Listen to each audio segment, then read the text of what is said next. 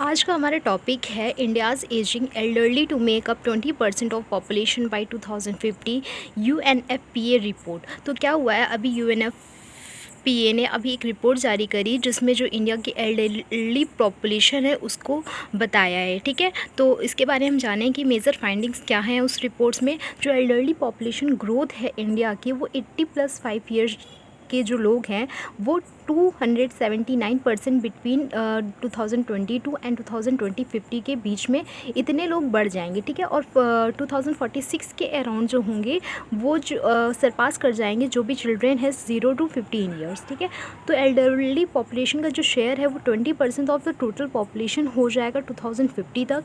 अभी जो प्रेजेंट में है या 2021 में जो था वो 10% था। पॉवर्टी अमंग द एल्डरली, तो जो पॉवर्टी है वो 40% जो इंडिया के एल्डर हैं वो पोरेस्ट होते हैं। ठीक है, और 18% के पास तो कोई इनकम भी नहीं होती। जेंडर डिफरेंसेस अगर इन लाइफ एक्सपेक्टेंसी देखें तो वुमेन के पास ज़्यादा होती है। सेक्स रेशियो अमंग एल्डरली अगर देखें तो जो वुमेन होती है वो लॉन्गर सर्वाइव करती हैं। अगर पॉवर्टी की बात करें तो जेंडर्ड इन ओल्ड एज जो पॉवर्टी होती है वो तो वुमेन में ज़्यादा होती है, क्योंकि वो विडो होती हैं, लिविंग अलोन रहती हैं, डिपेंडेंट ऑन फैमिली सपोर्ट रहती है। चैलेंजेस इन डेमोग्राफिक ट्रांजिशन क्या है? Inter state variation, elderly population है, मतलब हर एक स्टेट में डिफरेंट इसका रेशियो है।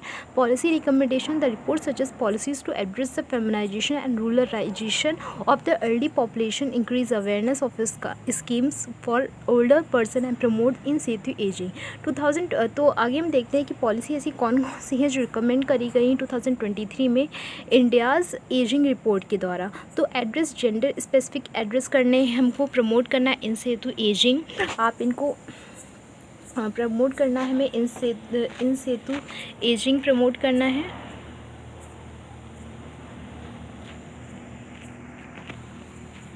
एजिंग प्रमोट करना है, इंक्रीज़ करना है अवेयरनेस प्रोग्राम्स को, रेगुलेट ओल्ड एज होम करना है। ठीक है, आप इसको डिटेल में आप पढ़ लीजिए और नोट डाउन कर लीजिए। Inclusion in data collection exercise करना है, focus on multi generational house hold. Other expect of ageing क्या है? जो ग्लोबलाइजेशन का इफेक्ट है वो एजिंग में कैसे इफेक्ट डालता है, उसके पॉजिटिव और निगेटिव इफेक्ट्स देखेंगे। तो पॉजिटिव इफेक्ट क्या है कि एक्सेस टू हेल्थ केयर होती है, जितनी भी इम्प्रूव्ड हेल्थ केयर फैसिलिटीज़ हैं, टेक्नोलॉजी हैं, इन्हांसिंग करती हैं एल्डरली को, क्योंकि आप जैसे बूढ़े होते हो तो वैसे आपकी बीमारियां आपको आने लगती हैं। इकोनॉमिक अपॉर्चुनिटीज़ भी होती हैं। ठीक है, टेक्नोलॉजिकल एक्सेस भी आप देते हैं, इस वजह से सोशल इंक्लूजन होता है। टेक्नोलॉजी एक्सेस में क्या होता है, आप उस वजह से वर्ल्ड वाइड अपनी फैमिली से कनेक्ट कर सकते हैं। ठीक है, और यूट्यूब वगैरह जैसे आप अभी देखते होंगे कि न्यू रेसिपीज़ वगैरह बनाते हैं, तो उस वजह से उनकी कहीं ना कहीं इनकम भी जनरेट होती है ग्लोबलाइजेशन के प्रोसेस में। नेगेटिव इफ़ेक्ट्स क्या होते हैं? एजिज़म होता है। Globalisation has led to ageism, devaluing the role of elderly in society.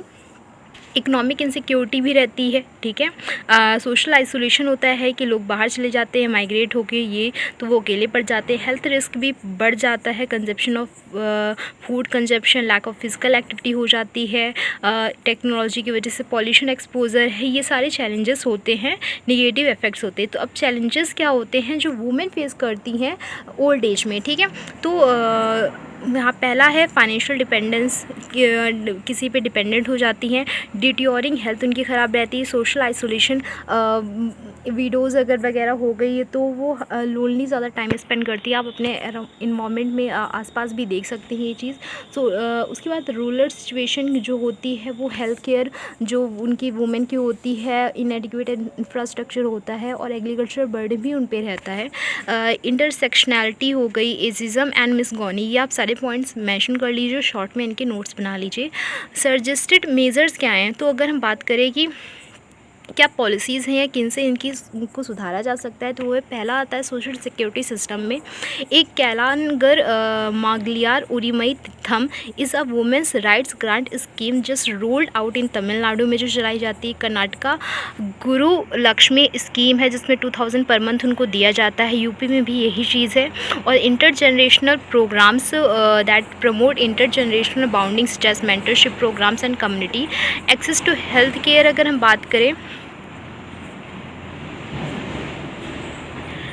Access to access to health care अगर बात करें, improve access to health care services, ये हम कर सकते हैं। सोशल इंक्लूजन कैसे कर सकते हैं, promote social inclusion and active participation of old women through community based programs, inter generational activities. Civil society engagement कैसे बढ़ा सकते हैं, सीनियर सिटीजन क्लब्स बना के, प्रोग्राम्स करके, जैसे Asha deep foundation provides day care centre for elderly members, ठीक है।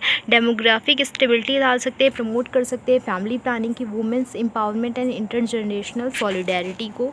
Community based care system for elders, Asha programme could be used for building a community based workforce to support the diverse health and social care needs of elders. Age friendly cities कि वहाँ पे कुछ parks वगैरह हों, उन public spaces उनके लिए dedicate करा जाए, ठीक है। तो कुछ गवर्नमेंट स्कीम्स हैं, उनके बारे में हम यहाँ पे जानेंगे। पहला है नेशनल सोशल असिस्टेंस प्रोग्राम, या आप इनको डिटेल्स में पढ़ लीजिएगा या सिर्फ शॉर्ट नोट्स ऐसे ही बना के आप छोड़ दीजिएगा। प्रधानमंत्री Vaya Vandana Yojana, integrated program for older persons, Rashtriya Vayoshri Yojana, Sampann project, SACRED portal for elderly, elder line toll free number for elderly, SAGE जिसका फुल फॉर्म है senior care aging growth engine initiative. Conclusion इसका हम कंक्लूड करें तो क्या होगा, by recognizing the specific needs of older person and providing targeted support, we can create a society that values and empowers them, ensuring their well-being and active participation in all aspect। तो अभी हमने ये जिसकी report है उसके बारे में थोड़ा सा जान लेते हैं। UNFPA, तो ये कि एक UN एजेंसी है, UN का फाउंड हुआ था 1969 में, हेडक्वार्टर कहाँ पे है, न्यूयॉर्क पे है।